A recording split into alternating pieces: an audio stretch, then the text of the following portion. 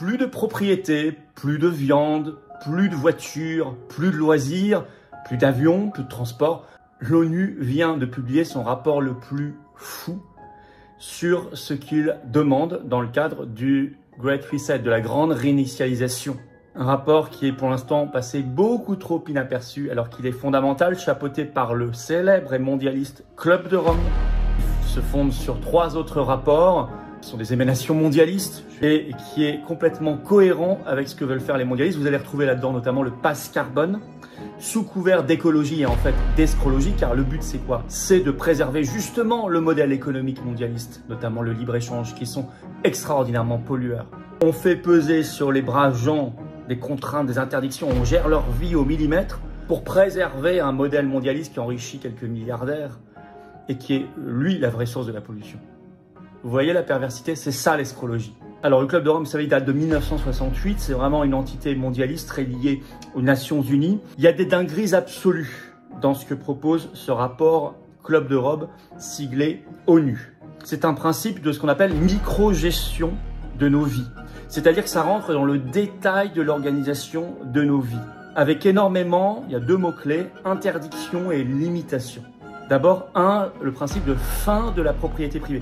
Et là, vous pensez immédiatement à cette citation de celui qui a créé le forum de Davos, Klaus Schwab, qui avait déclaré dès 1996 cette phrase célébrissime aujourd'hui: « Vous ne posséderez plus rien et vous serez heureux ». C'est exactement la dynamique de ce nouveau rapport Club de Rome ONU. Et d'ailleurs, ils l'écrivent eux-mêmes, je cite dans ce rapport: « Les modèles que nous devons suivre ne sont pas seulement une question de recyclage. » Et il faut aller dans l'autre rapport, celui du Hot or Cool Institute, qui fait lui plus de 160 pages. Donc ils crachent le morceau pour avoir le fin mot de l'affaire. Ils vous disent, en toutes lettres, je cite, « Fin de la propriété des produits en faveur, je cite, de l'utilisation de services. » Donc c'est la fin de la propriété privée.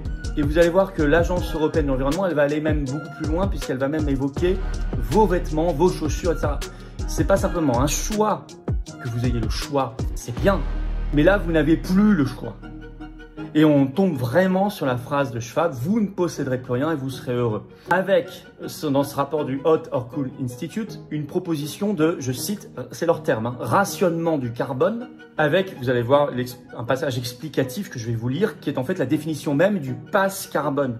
Le pass carbone, c'est le truc qui fonctionnera à base d'un QR code où vous allez passer quand vous ferez vos achats ou quand vous allez acheter quelque chose en ligne, j'en sais rien. Et on vous dira, voilà, bah non, vous avez épuisé votre crédit carbone.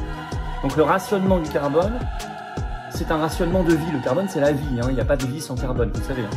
Et en plus, on crée un marché carbone. C'est-à-dire que si vous avez un mode de vie qui consomme du carbone, mais de toute façon, vous êtes riche à côté monétairement, c'est pas grave.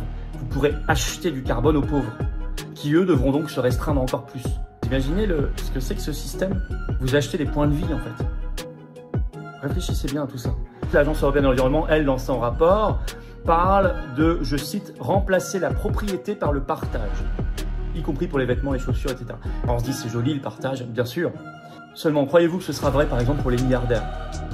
Pour ceux qui, à quelques dizaines d'entre eux, en France, possèdent 40% de toute la richesse du pays. Est-ce que vous pensez qu'ils vont remplacer, eux, la propriété par le partage? Vous y croyez vraiment?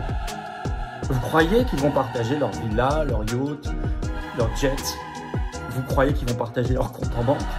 Donc vous avez compris que ça vaudra pour classe populaire, classe moyenne, bien sûr pas pour tout le monde.